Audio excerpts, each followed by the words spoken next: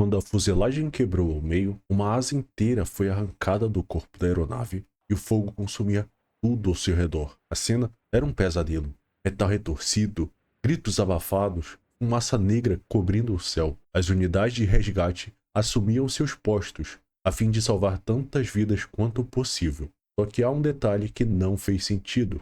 Como alguém pode ser herói quando mais de 100 pessoas morreram sob seu comando? Em uma tarde comum de 19 de julho de 1989, mais precisamente às 1h10 da tarde, no aeroporto internacional de Stapleton, em Denver, capital do estado do Colorado, nos Estados Unidos, os passageiros se preparavam para subir a bordo do avião que os levariam até Chicago, no aeroporto internacional O'Hare, e continuaria a viagem até a Filadélfia. O modelo do avião era o McDonnell Douglas DC-10, pertencente à unidade Airlines, uma classe de aviões com a fuselagem larga, ou seja, com corredores largos. A aeronave contava ainda com 3 motores da General Electric e usava 3 sistemas hidráulicos independentes, usados para alimentar o movimento dos controles de voo da aeronave, o que vai ser muito importante no decorrer da história. A equipe do voo era composta pelo capitão Alfred Haynes, com 57 anos, possuía 29.967 horas de voo total com a United, das quais 7.190 foram no DC-10. O copiloto de Haynes era o primeiro oficial William Records, de 48 anos, com aproximadamente 20.000 horas totais de voo e 665 horas na classe de aviões DC-10. Dudley Dvorak tinha 51 anos, era o engenheiro de voo, tendo cerca de 15.000 horas de voo total e apenas 33 horas de experiência em aviões da classe DC-10. Às 2h09, sob o ruído poderoso dos motores e com a decolagem autorizada, o voo 232 da United Airlines deixou o aeroporto internacional de Stapleton. Às 13h16, com o céu limpo e o voo tranquilo, os passageiros haviam acabado de almoçar e aproveitavam a calmaria da viagem. Mas essa paz durou pouco. Um estrondo ensurdecedor cortou o silêncio da tarde, arrancando gritos assustados de quem estava a bordo. O avião começou a tremer com força. Na cabine do comando, os pilotos agiram imediatamente, tentando entender o que havia dado errado. Os pilotos sentiram um solavanco e o piloto automático se desligou. O copiloto, Records, assumiu o controle da aeronave, enquanto o capitão Haynes focava no motor traseiro, que parecia estar com defeito. Os controles de aceleração e de combustível estavam travados. Seguindo a sugestão do engenheiro de voo Dvorak, eles fecharam uma válvula de combustível. Tudo isso aconteceu em apenas 14 segundos. Records percebeu que o avião não respondia aos comandos, mesmo puxando totalmente os controles para cima e para a esquerda. A aeronave continuava caindo e inclinando para a direita. Haynes tentou ajudar, e os dois pilotos forçaram os controles juntos,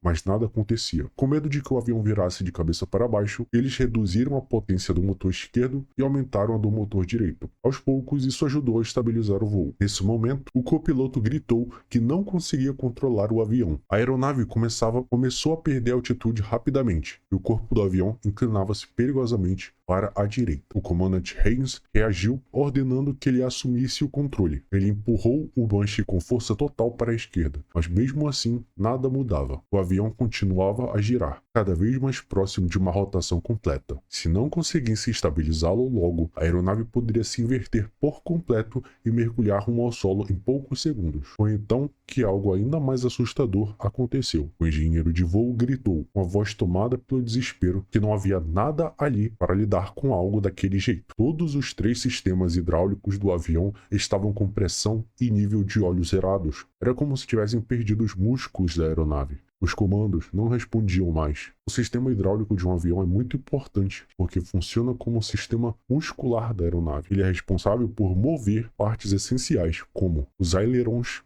que controlam o movimento lateral, o leme, que controla o movimento direcional, os profundores, que controlam a subida e a descida, além do trem de pouso, freios e flaps. Esses movimentos exigem muita força e o sistema hidráulico usa fluido sob pressão para realizar essas ações com precisão. Mas o que acontece se o sistema hidráulico falhar? Se o sistema hidráulico parar de funcionar, os pilotos perdem a capacidade de controlar o avião. Ela pode entrar em espiral, inclinar-se, subir ou descer descontroladamente, e os pilotos não conseguem mais corrigir o voo com os controles tradicionais. O que o DC-10 tinha para evitar isso? O DC-10 foi projetado com 3 sistemas hidráulicos independentes, cada um ligado a um dos 3 motores. Essa redundância foi pensada para que, se um ou até 2 sistemas falhassem, o terceiro ainda fosse suficiente para manter o controle total do avião. Além disso, em caso de perda de motor ou bomba, o DC-10 tinha uma turbina de emergência, acionada pelo ar externo durante o voo, e podia gerar energia para acionar bombas hidráulicas auxiliares. No entanto, havia uma grande limitação. O DC-10 não foi projetado para voar sem nenhum sistema hidráulico funcionando. Se os 3 sistemas falhassem ao mesmo tempo, como aconteceu no voo 232, não havia plano B.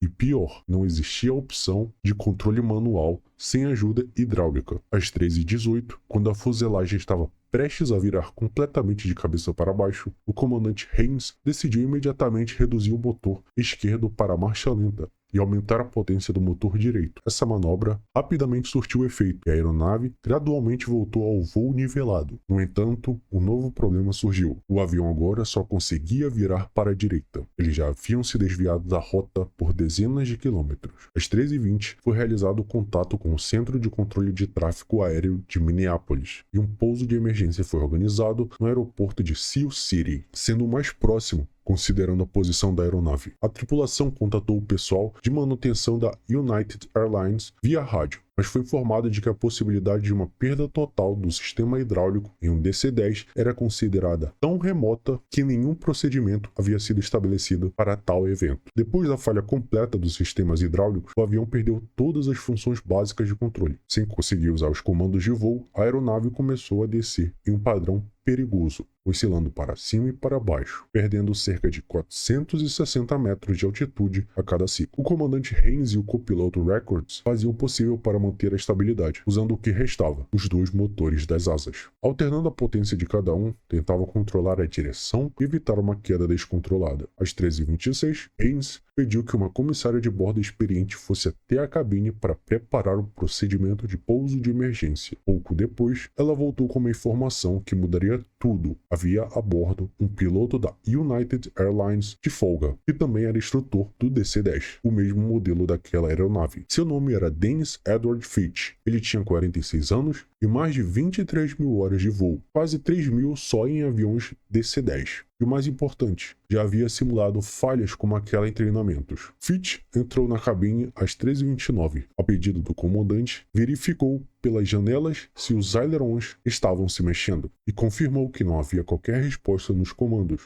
Mesmo assim, Haynes e Records continuaram tentando. Haynes então pediu que Fitch assumisse os aceleradores para que ele pudesse focar no manche. Um acelerador em cada mão, Fitch conseguiu reduzir as oscilações e fazer pequenos ajustes de direção. A partir daquele momento, 3 pilotos lutavam juntos contra o impossível, tentando manter no ar um avião sem nenhum sistema de controle. O plano original, conversado com a torre de controle, era pousar na longa pista 31, com 2.700 metros de extensão, mas controlar a direção da aeronave era uma tarefa quase impossível. O avião não obedecia aos comandos tradicionais. A única forma de manobrá-lo era usando a potência dos motores, e virar à direita exigia menos esforço do que a esquerda. Diante disso, o capitão Haynes tomou a única decisão viável: permitir que o avião fizesse curvas constantes para a direita, mesmo sem saber ao certo onde iriam terminar. Enquanto despejavam um excesso de combustível, a aeronave completou uma série de voltas, uma prática comum em pousos de emergência. E quando finalmente conseguiram se alinhar com alguma pista, perceberam que estavam direcionados para a pista 22, que havia sido fechada permanentemente um ano antes e era mais curta, com apenas 2.099 metros. Com capacidade mínima de manobra, estava apenas uma tentativa: tentar pousar ali, na pista errada, na direção errada, com um avião fora de controle. Caminhões de bombeiro foram colocados na pista 22, antecipando um pouso na pista 31 próximo. Então, todos os veículos foram rapidamente retirados do caminho antes que o avião pousasse. Fitch tentava controlar a descida ajustando a força dos motores, já que sem o sistema hidráulico, os flaps, que ajudam a reduzir a velocidade, não funcionavam. Com isso, o avião descia rápido demais e muito mais veloz do que o ideal para um pouso seguro. Pouco antes de tocar em um solo, o avião inclinou bruscamente para a direita e mergulhou para frente. Fitch então empurrou os 2 aceleradores ao máximo, numa tentativa desesperada de manter o avião nivelado. Eram 4 horas em ponto. Os motores não responderam a tempo aos comandos de Fitch e o avião atingiu o solo. Roger, sir. Yeah, that's a closed runway. That'll work, sir. We're getting the equipment off the runway and they'll line up for that one. How long is it? 6,600 feet, 6,600, and the equipment's coming off. Isolate this.